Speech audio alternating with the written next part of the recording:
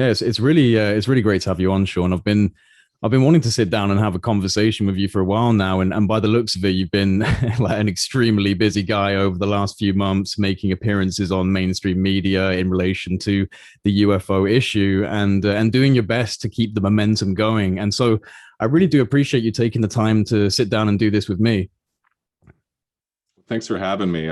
You and I have been kind of touching base a little bit here and there, but I think you do understand that it was that inaccessibility that helped lead to where we are right now, so that now we're here. It really is time to have some of these conversations. Yeah, absolutely. I couldn't agree more. How are you actually? How are you feeling in light of your recent media appearances? Are you feeling good about the overall direction when it comes to kind of like the gradual increase in transparency and decrease in stigma? Are you happy with the process so far? In general, I'm quite happy. I think like a lot of us, I never thought we'd actually get here. Right. Now that we find ourselves here, you got to kind of take a deep breath and get back to work. But with granted, of course, there's the obfuscation within the Department of Defense. There's still the Right. big questions of why this has been, shielded from us for so long. But I'm quite happy with the momentum we're seeing. Well, I definitely want to get into some of the talks about obfuscation, because it's definitely important to keep that in mind when we're addressing this. And yeah, I definitely want to pick up on that. Now, most of the people listening to this will know who you are, but just so this can be a kind of like a standalone podcast for any newcomers, could you just provide some background into your military career and also why you're now involved in a public-facing effort to reduce the stigma surrounding this issue of UFOs? Certainly. My name is Sean Cahill. In 2004, I was stationed on board the USS Princeton as the Chief Master at Arms when we encountered what's now famously known as the Tic-Tac. I assisted Senior Chief Kevin Day in coordinating efforts of ship movements and coordinating lookouts to try to verify a visual identification of the tracks that they were seeing. I was witness to the F-18s being sortied out, returning with gun camera footage, and witnessed the footage in 2004, like some other people did. Since then, in 2017, Luis Elizondo, and there's a big story in between, of course, but Luis Elizondo resigned in 2017 and frankly made this real for me. In 2004, this was something that, because of the way we reacted to it, I discounted it as our own technology. I thought Right. we were so nonchalant that it must have been an advanced program, and that proved to be not the case, as we learned from Luis. So I had to do a quick gear change. I had about 9 months to do it while I investigated Lou. Frankly, I have a background in law enforcement, 20 years as a master at arms, specializing in anti-terrorism, interrogation, investigations, things like that. So I was wary of Lou at first. So I spent 9 months investigating him and diving back into what we all tend to call ufology. Mm. And when I finally met Luis, when we filmed the series Unidentified inside America's UFO investigation together, I had a chance over a period of time to get to know him a little bit. And I knew pretty much right off the bat that I trusted him, but I learned later on that this was a much more serious and far-reaching issue than I understood. I got a little bit of background on ATIP and the 5 observables quite a bit before the public got to hear about them. It wasn't secret per se. It just didn't. I think, if I may digress a little, I think what a lot of people haven't seen was that this took a lot of time to find a platform that it could be on, Right. that the mainstream media and everybody else was going to listen to, because a lot of folks, have been doing this long before we came on the scene. Yeah, no, absolutely. Yeah, sorry. Yeah. Did I cut out then? No, I was digressing, and then I didn't know where to pick the thread back up. Oh no, you were doing you were doing fantastic. Don't worry. And yeah, so there's been this kind of continuation of all of these events that have kind of catalyzed around 2017 with the December New York Times story. And I'm wondering, is there any sort of specific moment for you from this time scale of 2017 up to present day where you really felt like, oh wow, this is a different conversation now, the ball is really rolling? I think for a lot of us, the New York Times article was obviously a seismic shock. It Yeah, really, I think for the people in the community, it really shook us awake. And that was when a lot of us started looking at this differently, looking at this as something that might have a chance for the first time. And that maybe if we looked at this in a more mainstream way as advocacy, and even at the edges of it, a certain evangelization to at least, bring right. people on board and go, look, this is pretty heavy. Let's take a look at this together. But then the 60 Minutes article, Yeah, if New York Times was a seismic shock, this was a hydrogen bomb. I mean, it really changed things, and it's really been nonstop since. The operational tempo is incredibly high for yeah. us right now. We've hit every continent but Antarctica, almost every major news service, almost on a daily basis. Lou and I are doing 3 to 5 interviews a day some days.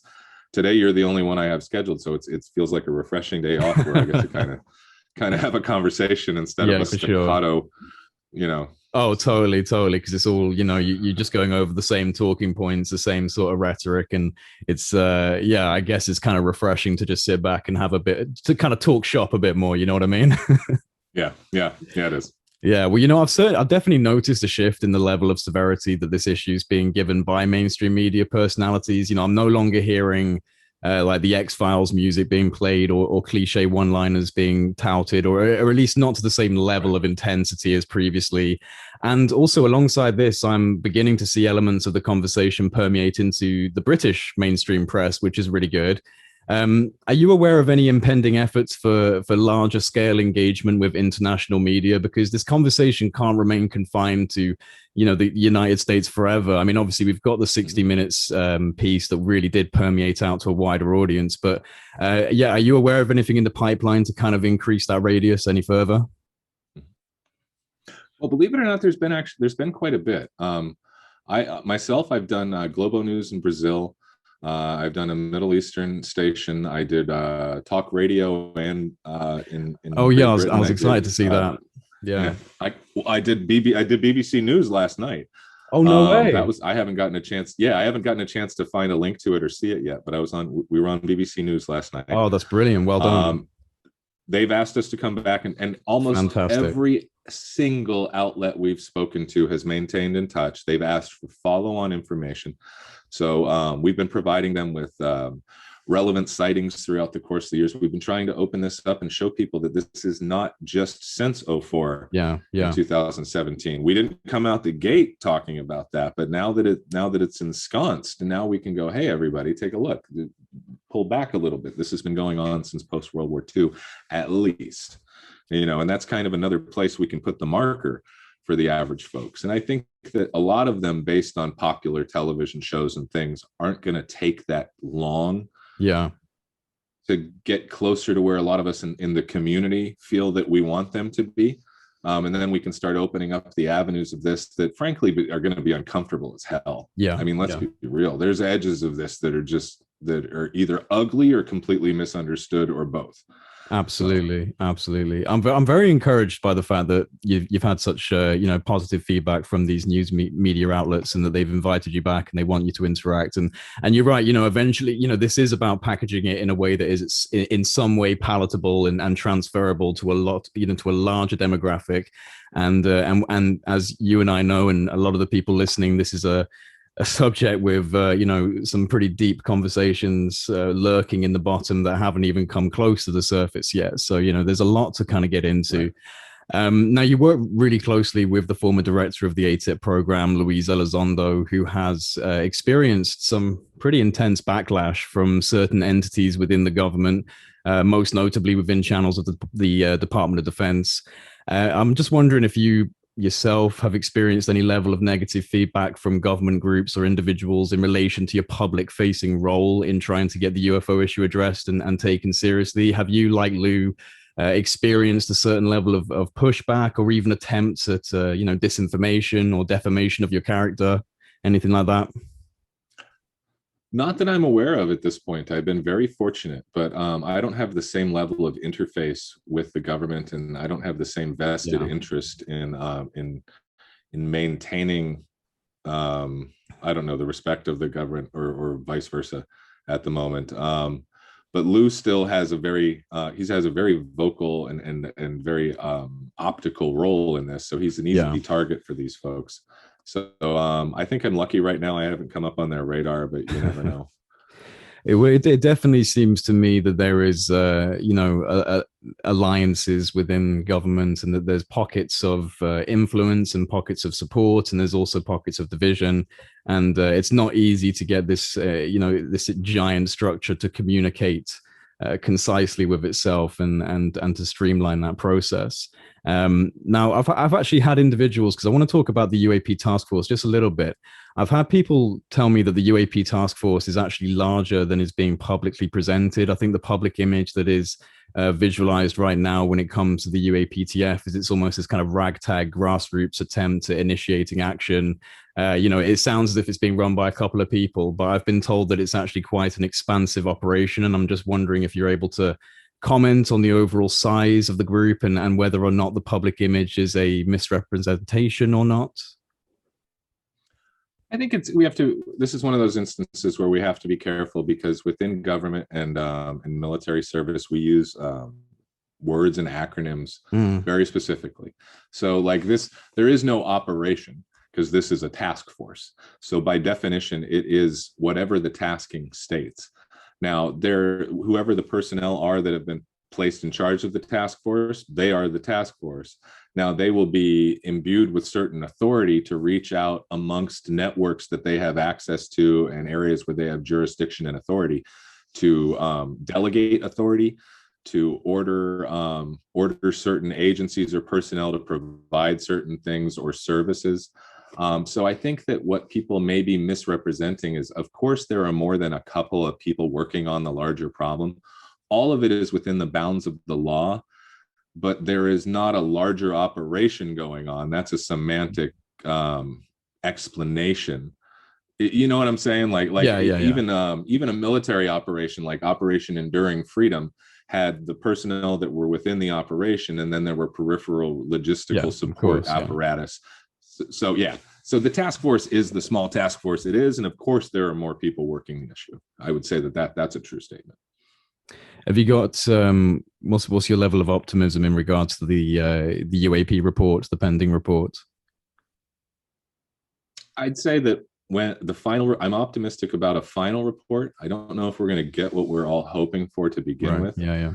But I think that if nothing else, it's going to reveal the cracks in the system, because there are too many of us now that know that are willing to step up and say, we know there's data in the following soup bowls. And if you weren't forthcoming with that data, we're going to expose where the data was. And now you have bigger questions to answer of why you didn't cooperate, or who was negligent in withholding the information. So Do you think that there's it's a muddy pool. Yeah, no, for sure, absolutely. Do you think that there's like do you think that the level of interest in Congress and in the Senate is at the point that it should be in relation to the kind of information that's come out already? Like, are you seeing the right level of engagement from that surface level of bureaucracy?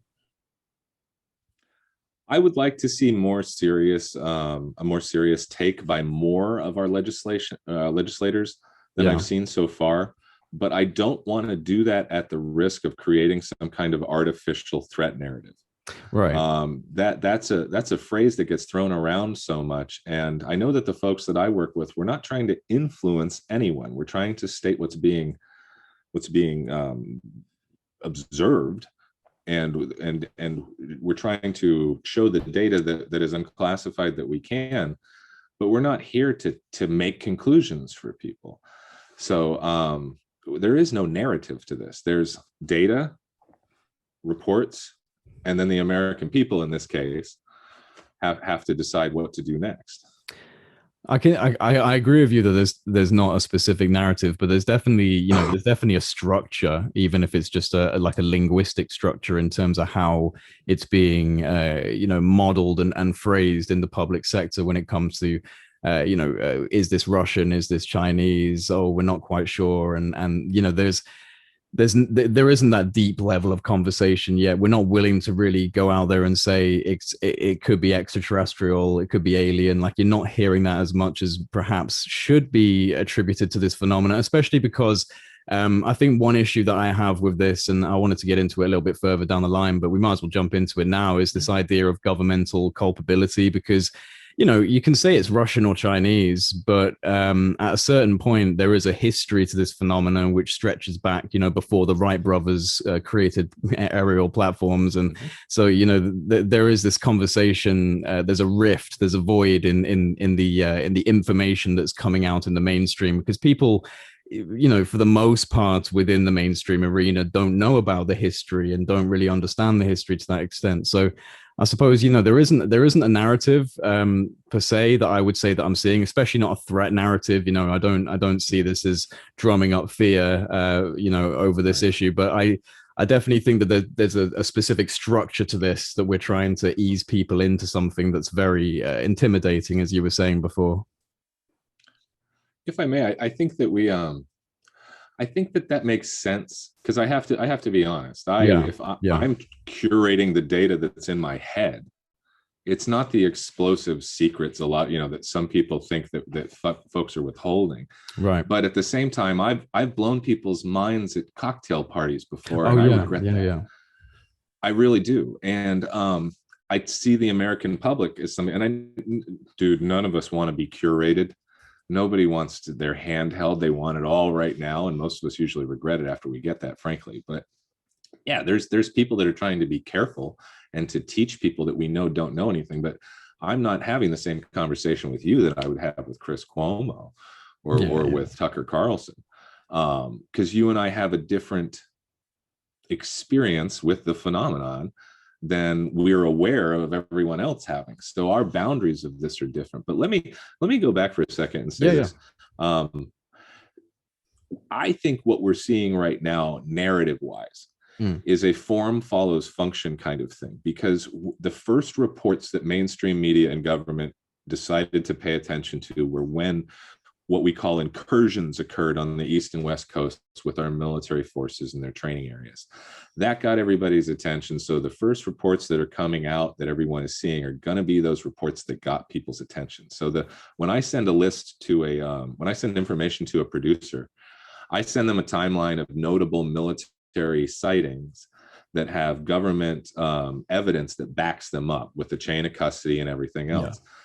The only reason that I'm not including major civilian sightings that have, in some cases, just as much data, usually not like radar data or something like that. But the reason I'm not including those yet is because the only thing the media is interested in right now is what they see as that that the gravitas that comes Yeah, with yeah. the military witnesses. I think we're going to graduate out of that. I do. I really think education over the next few years is going to help us understand this a lot more for all of us.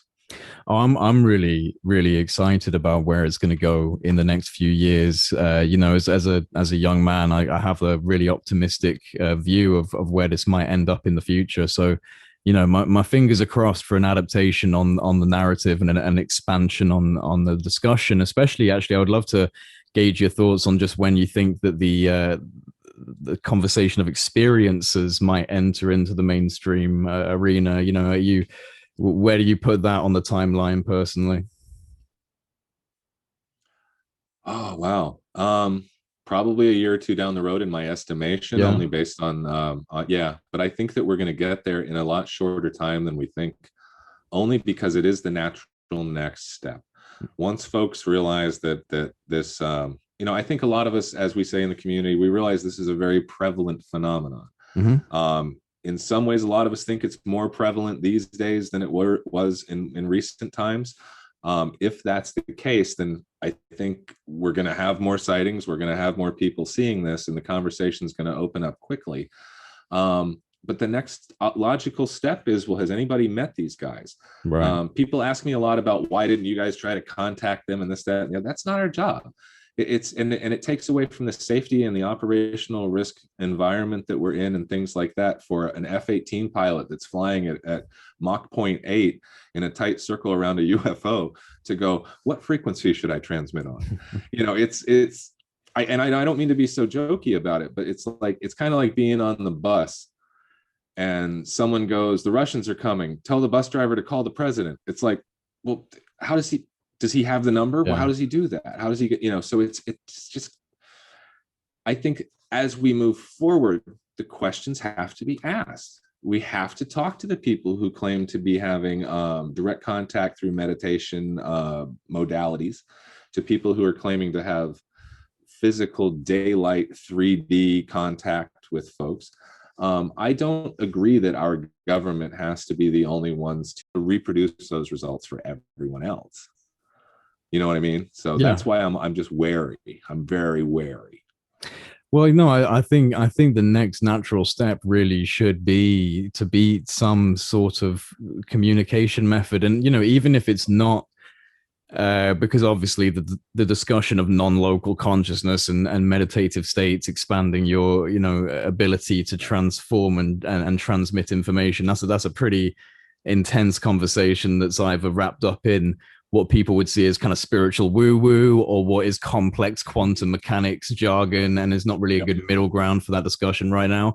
But even more elementary forms of contact through kind of light sequences, tonalities, like anything that can reach out and provide some sort of handshake, that seems to be the logical step, because we know they're here now. We know they're here. That is a discussion. We don't know what they are, apparently. At least in the public realm, we don't 100% know what they are. It seems to me that the next step would be to try and establish some form of communication method.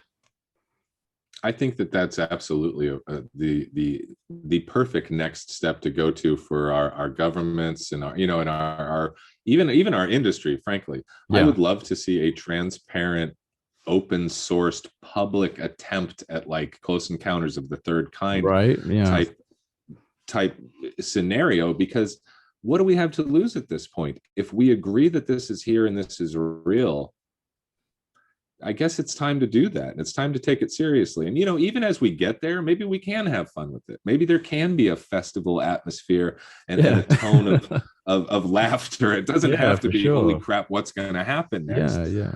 Yeah.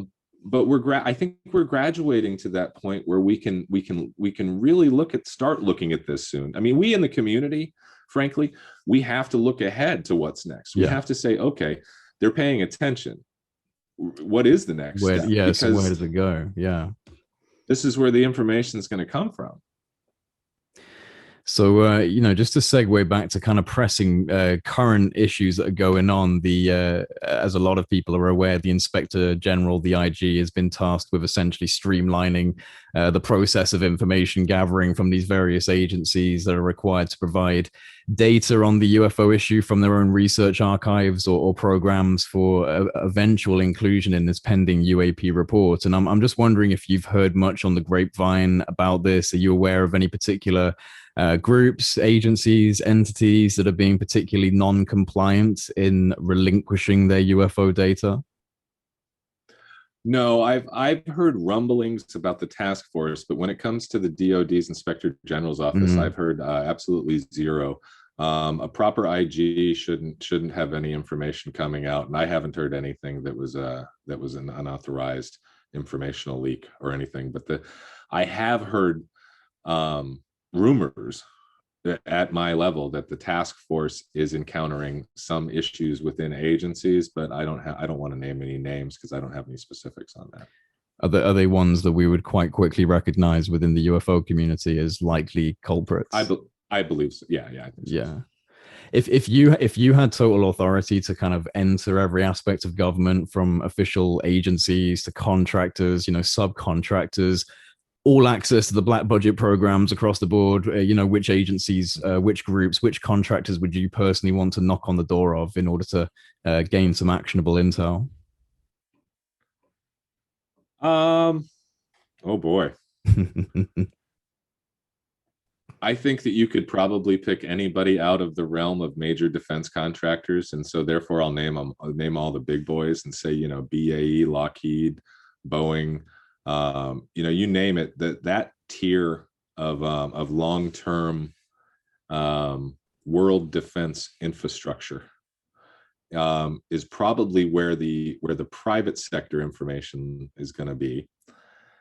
I think the question is the public sector information is, I feel, is going to be elusive, because if we had an executive oversight of this subject, we should have been able to identify it by now. And since we don't, what I fear is that the infrastructure to gather this data doesn't exist, because it's kind of like when a police officer stops you, if all he can do is ask you a question and can't do a search, that's it. You got anything on you I should know about? No, sir. Just minding my own business tonight. Shucks, move along. So if the infrastructure isn't there, and I don't want to get into the basics of human rights and search and seizure, but if there's no infrastructure there for them to find the data, then we may have an uphill climb. But I maintain a level of optimism, because every single day the phone rings 100 times more than it did yesterday with mainstream media outlets and governmental folks who are interested in, no offense to our community, but going around the BS to go, hey, I need to know what's real before, before I touch this. So, and that's where to some extent we come into this, but we're not the only folks around. You know what I mean? And these aren't secret briefings. They're just, it's the same stuff the UFO community and UFO Twitter already knows, but it's put together in a way that is digestible. So. And that's all we can really hope for, is that this continues to expand and we can continue to drop more information into the collective pool, and it will keep growing. What worries me, and I think you might have, you kind of hinted at this, so I'd like to gauge your opinion on whether or not you feel that the majority of the really juicy information, the most palpable stuff, is perhaps obfuscated within the private sector, within private industry, outside of the governmental oversight, the normal oversight procedures, maybe exempt pretty much from FOIA and public scrutiny. Do you think that that's probably a likely thing that happened at some historical point in this issue? I don't know if I would have agreed until you got to the very last part, but opening it up to likely at some point, yeah, I'm sure at some point someone took some information from this subject and kind of wanted to glom onto it and own it for themselves, whether they were a corporation, an individual, or an ideology. The question is did any of them leapfrog us? This is what we're getting into here. Is are we looking at a technology that is hyper prevalent and now owned by a portion of humanity, or not? I believe that it's probably hyper prevalent in this reality, with the way that it seems to stretch back it stretches back past World War II. Most of us in the community, for sure, yeah, pretty happy to say that with certainty. But the question the question is always going to be, until they quote unquote land or we get a good look, who's in these things? Is it some of us?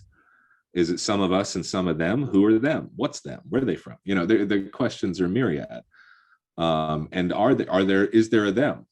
Is this an artificial intelligence? Are these von Neumann machines that are self-replicating Tic-Tacs? That's a very intriguing question. Yeah. So sky's the limit to an extent. Sky's the limit. Yeah. What do you personally see? Yeah, literally, quite literally. Is there anything that you see missing from the mainstream conversation? I mean, obviously the discussion occurring within government and major media, to some extent, at least in relation to the overarching and deeply rooted issues of the UFO discussion, it's a relatively tame discussion in comparison. And so there are plenty of things that are missing from the current mainstream narrative. But if you had to pick one issue or two issues that are currently not being addressed or not being talked about enough in relation to UFOs, can you think of anything that you feel needs to be a part of the modern emerging discussion? Well, I think that one of the very first things that I try to educate folks on is the fact that this is not new. Yeah. That this is not, ATIP wasn't the first program or the second program or the sixth program within our structure to investigate this and then kind of stick its head out and look around and go, uh-oh, they saw me, and disappear again. And if you look at the history of it, we We do it, we debunk it, we cancel it, we rename it, we start it again. They find out about the program, we debunk it, we do it again. And in this case, we got somebody that resigned. So I want folks to know that I think for right now, where I focus the needle on my record is UFOs are real. They are unidentified flying objects. And we have not been able to identify them over a large period of the history of this modern country and the world, frankly. And now that's a fact that we know. I just want to start there, so it's funny because we keep going around all of the data to go, well, are aliens real? Do we have evidence of aliens? Of course, that's the most important question at the end of this that we all want to know, but that's kind of like going to the movies and watching the finale first. I don't think yeah. I don't know how we're supposed to learn that ahead of time. The journey is just as fun. Yeah, the journey is just as fun as the destination, right? Yeah. It's funny because I was recently I was lucky enough to go see my grandparents for the first time in almost 2 years because of COVID and everything. I just got back, had a great time, and they're aware of what I do, and my mom is extremely supportive, and she tunes in, so she'll be listening to this. So shout out to mom. But what I found, and this was interesting for me to do because I've spoken about the fact that the emerging conversation from 2017 up to present day, it's a very useful blueprint for initiating the uninitiated. You have this relatively easy to digest understanding, and I think it's more the fact that it's coming from these very serious channels of communication from the Office of Naval Intelligence, from the Pentagon, DoD. And so whenever I'm speaking to someone who I encounter and I start talking and they go, so what do you do? What is it that you do, Jay? And I'm like, oh, okay, how do I best figure out how to do this? I will start with the fact that, in 2017, the New York Times came out with this, and I'll go across those talking points. So it's a very profoundly, important blueprint that allows for that conversation. I spoke with my grandparents about it. They were very interested. My granddad's like a PhD chemist and, very quite a materialist. And, it's taken him some time to try and absorb and understand that this could be possible. But one thing that we did is we sat down and we watched The Phenomenon by James Fox. And, that was a really quite profound thing for my granddad to watch, because he had this overwhelming sense that this was, at this point, undeniable, that there was at least something. And, as you were saying, we don't know what it is, but there is something, and whatever it is doing stuff that we don't really understand. And that in of itself, sorry for going off on a tangent, but that in of itself amazes me. That the UFO, regardless of what it literally is, what it does is quite simple. It challenges and dismantles almost everything that we understand about physics, about thermodynamics, about gravity, about it just its presence alone, without any words, it is a symbol of catalyzing change, and literally demands you to challenge the status quo of reality that we currently have. So that to me is fascinating, and I just hope that more people will end up seeing it in that light, in that intrigue. I think that's the edges of where people worry about what we call disclosure, because it's easy to see that we, without judging each other, without being too harsh, we both know that we know a lot of people who aren't ready to know themselves. Oh yeah. So challenging that paradigm of of what reality is and all that. I've been with people, we've seen things, not everyone saw something. And most of us saw something a little bit different, but some people saw nothing. And it's still a very interesting question about the psychological blocks. I mean, I think you and I, if we were alone having a pint, the consciousness conversation could go on for 6 hours. Yes. But that's the edge of this that I find most interesting most days. But the other end of the spectrum, it still connects to that. If that makes sense. The nuts and bolts are somehow connected to our perceptual, more than just what we see. There is some software issues going on here, it seems. So Absolutely. No, I couldn't agree more. And you know, one thing I'd love to ask is just, you know, what what is it you think that about people like us? I mean, people within the UFO community who find out about something like this and just go, "Oh my gosh, this is fascinating. Like, I need to know more." And then you know, because like you were just saying, you find people and they just don't care. Either it conflicts with their worldview and they have like that kind of Mhm. aggressive, like, no, no, no, or they just don't care. And that's the one that really gets me, because it's like the passivity of it. Like, but this is something so tremendously important for us as a species. And you know, why do you would why are we wired this way? What's wrong with us? I'm not sure. It might be man, I don't want to lump all of us into one No, of category, course but it not. seems like Yeah, there's a few things that are common. There's a commonality, but these are common human traits too. But there's a commonality of a certain amount of trauma yeah. Mm, early on for a lot of folks.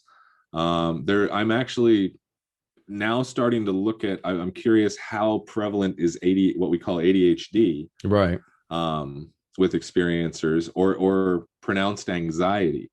Um, how are some folks a little bit more tuned up, so they're noticing and sampling reality at maybe a different frame rate than other people, and so therefore there's comorbidities with ADHD and things like that would go to the intense interest.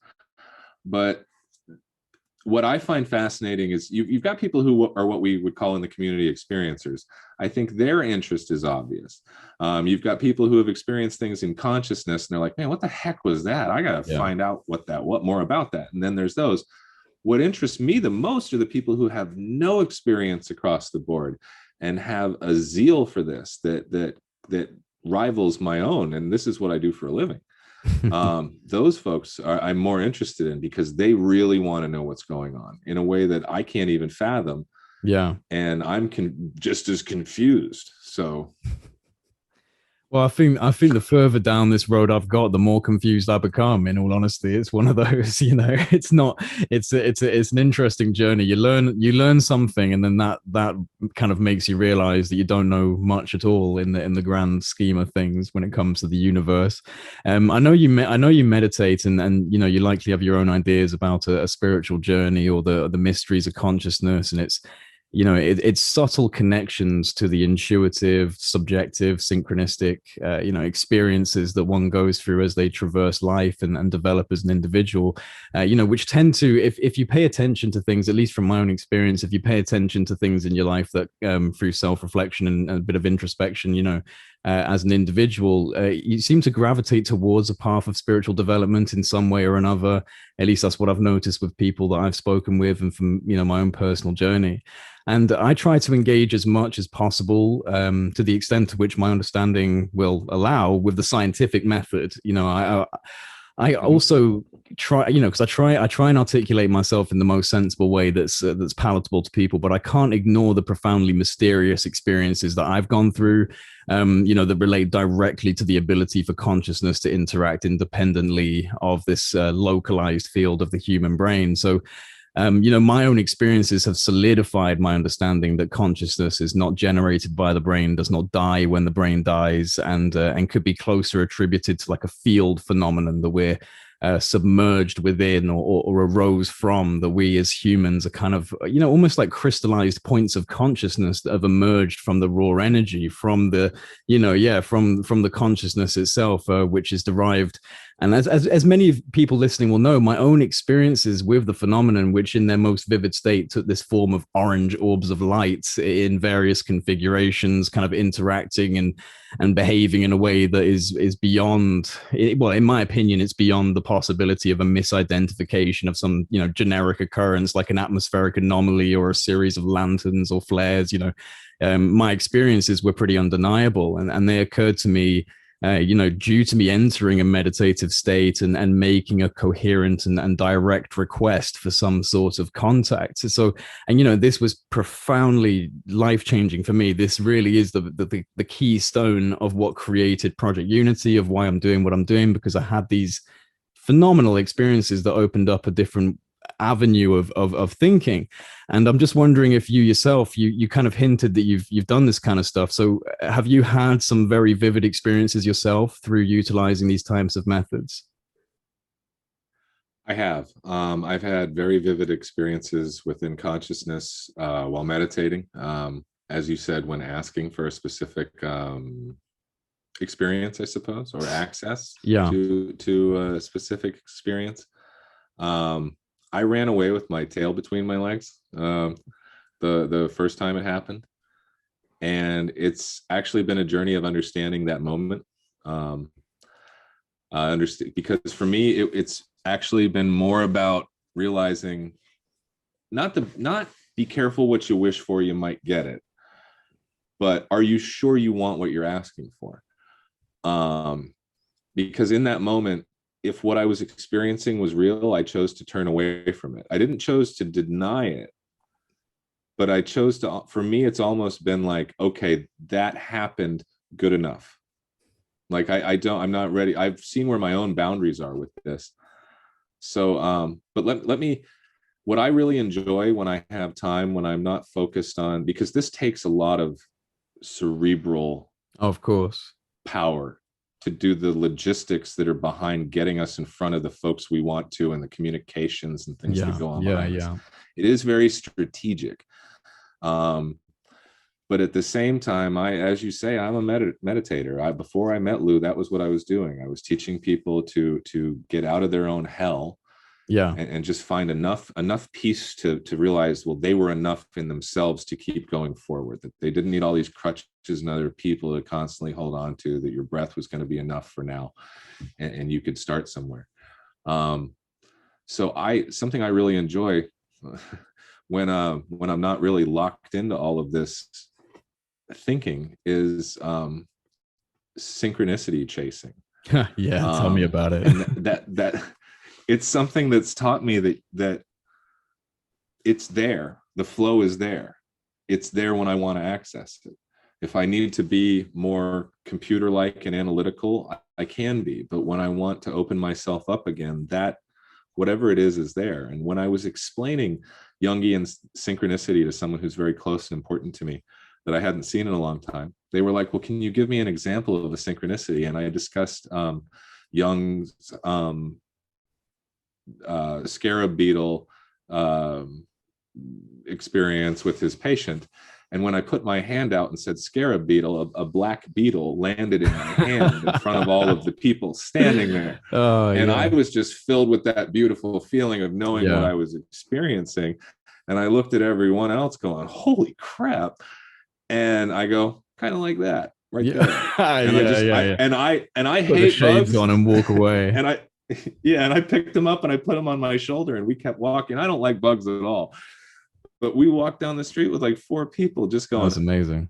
And if you've experienced that, or if you've realized that the more you ask for it, the more you give into it, somehow it seems to go, okay, here, have another one. Yeah. Yeah.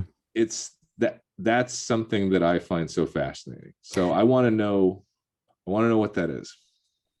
Yeah, I love that. No, I completely agree with you. It's funny you talked about the fact that having that experience was, almost enough for you, and that you felt like you'd found your limits. And it's funny because relatively similar to me, in all honesty. Like I have gone out and tried to initiate this type of contact again, but in all honesty, just as like a personal lull, I guess, as we all go up and down, I've kind of swayed off of meditation as much. I've just been so involved in doing research and doing all of this and keeping up, that I've kind of negated that aspect of me. And I need to definitely get myself back in that alignment. But I think with the contact as well, I didn't want to trivialize it. It felt like it was a very profound series of events that occurred. I saw all sorts of weird things when I was first trying to do this, but then there were these 4 kind of like definitive moments which happened over the course of about a month, which were these visitations of these orange orbs, which was just such a step up. And it was so vivid and unexplainable. And once I had those experiences, it was just kind of like, I don't know, it just I didn't want to, yeah, I didn't want to trivialize it. I didn't want to go out there and just be like, right, time for a light show, show like whatever that was, it is so powerful. Yeah. It was so life changing. And yeah, similar to you, it's like, right, well, for now, that's enough. But I also know that I have that ability to tap into that field, into that flow, Mhm. into that state. And I have no doubt that if I really, really felt like it was needed or necessary for that type of thing to be initiated again, that I'd probably be able to do it. And I started Project Unity literally just putting a phone up in the middle of the forest on a tree branch and talking to the people that I didn't know existed, going like I had this Right. contact scenario and talking about consciousness. And as things have evolved and gone forward, and I've had some lucky breaks, and I've talked to some really interesting people like yourself and like Lou, and it's made me try and package myself in a way that's more palatable, because even though it's a little splash in the pond, my demographics increasing, and I'm just trying to find the best way to address this kind of stuff and play for the team, not be like the crazy guy in the corner that's just yamming on about contacting orange Good orbs for through your you. mind. And Self-awareness is key. Good for you. For sure, it's totally key, but it's also like, yeah, these components are so important to me, and I just really want to see them discussed, because I do think that once science, and I think that through quantum theory and quantum physics, the emergence of new models of reality, we are going to kind of get this moment of concrescence, of coalescing between science and spirituality, or physics and metaphysics. Would you agree with that? Do you think we're heading in that route? I do. I really do. I think that we're going to see a lot of meaning come to this Mm, that we may not have expected. A lot of that we're going to have to find on our own, but I do worry because so many of us that have encountered this, we struggle for meaning, yeah. and we struggle so hard for it that for me personally, I've given up on a lot of the meaning, and tried to just kind of flow with it and see what happens, because I've seen so darn much. I really want to see it through. So, but let me back to what you said about the melding of those of the material and the spiritual, for lack Yeah, of a yeah, better yeah. word. I originated in my practice with Sam Harris, who's an atheist, but even Sam, I like the way that I always point people to him first when they ask me where should I go to meditate, because I like that he gives a clean a process that allows you to access self and that magical conduit within you, so you can go, oh wow, and then Mm, determine for yourself what it's going to mean to you yeah. instead of listening to someone else say it. So I really hope, I look to Sam a lot. I look forward to getting to speak to him. I'd like to speak to him in a about this subject in a public forum if we can. We're working on that with some other folks, but That's brilliant. Yeah. I think he could be such a help in having people understand that spirit and pneuma and selfhood and that spark inside of us doesn't have to be super steeped in dogma. It's just it's the first stage of personal spirituality. You know, at least Yeah. that's my opinion. No, no, I absolutely agree. And I do think that we're approaching this point where scientific models will start to look too much like spirituality for it to not be a part of the conversation. It's like, hang on a second, like everything seems to be made of a conscious energy. So, is that what they called God? And it's like, oh, here we go. A whole other can of worms has now been opened up for us to discuss and ponder about as a civilization. It's kind of interesting with the consciousness aspect, especially when it comes to the ongoing current narrative and dialogue that's happening in the States. Because one thing that intrigues me is the fact that the American discussion is primarily based around a series of unknowns that are impacting national security and challenging military superiority. Whereas, and this this I found to be quite interesting, and obviously it doesn't extend to the entirety of the government or this country. But in Russia, and I'll soon be speaking with a Russian cosmonaut trainer who was also the director of a Russian-backed UFO study group called Association Ecology Unknown, or the AEU. Now, the narrative over there seems to be based around the necessity for a development of a code of ethics for interacting with what they quite clearly see as extraterrestrial intelligences. And within the AEU's kind of code of ethos and their explanations of what they're doing, they claim to have made contact with these intelligences through the utilization of extrasensory abilities. So this would be, methods like we were just discussing, like remote viewing and other non-local consciousness modalities. And the AEU speaks about the emergence of what is categorized, and I hadn't heard this before, of Russian cosmism. Where have you heard of this before? Well, No, it seems to be like no, an that's a idea. brand new phrase. Yeah, Russian cosmism. It seems to be like an ideological model for reality, where basically the model of the universe within it is that of a living entity. So it's very much in alignment with the idea of conscious universe, that consciousness itself is an integral component of the underlying substructure of reality, and that we should be establishing peaceful methods of contact, communication, and eventually collaboration with what are viewed as superior intelligences within our universe. And this is a really bold approach. The AEU is actually it's registered under the Ministry of Justice of the Russian Federation, and there's a couple of people in it who are quite high profile. And I have to admit, I do prefer this to the more vague and kind of militaristic narrative that's coming from the halls of American government. So why do you think there's such a stark contrast in regards to the handling of this issue between America and for example, Russia? Well, I'm not familiar with the group that you're discussing. I haven't heard of them. I haven't seen their agenda. For me, as an American service member, Russia's ability and intent to destabilize American activity within the world is something that means that I don't really get my data from Russia. Of course, yeah. In the same way that, yeah. So while I think that's great, there are plenty of other, and I'm not trying to be catty about it. There are other folks out there like Farsight Institute. Yeah. I'll mention Courtney Brown and Farsight Institute. There are other alternatives that are trying to do the same thing. My problem is this: if I get 5 friends and I go say that we did these things, that we did these contact modalities, and then and imagine that even if I do something like film a remote viewing session like Courtney's folks do, or even if I were to be more bold, to record a extended remote viewing session, which, if you know what extended remote viewing is, it's called mediumship and channeling. There shouldn't be anyone pretending it's any different. Yeah. If you're doing the exact same process, it's the exact same process. It's just a semantics argument. But again, we're talking about anecdotal experience. Now, if you and I could go down to Stanford and we had a brainwave machine that could finally, put what we were experiencing on the television, and the rest of us watch Jay or Sean, go into a trance, and here comes, I won't make up a jokey name, but here comes an alien entity or something non-human, and begins communicating. That's utterly fantastic.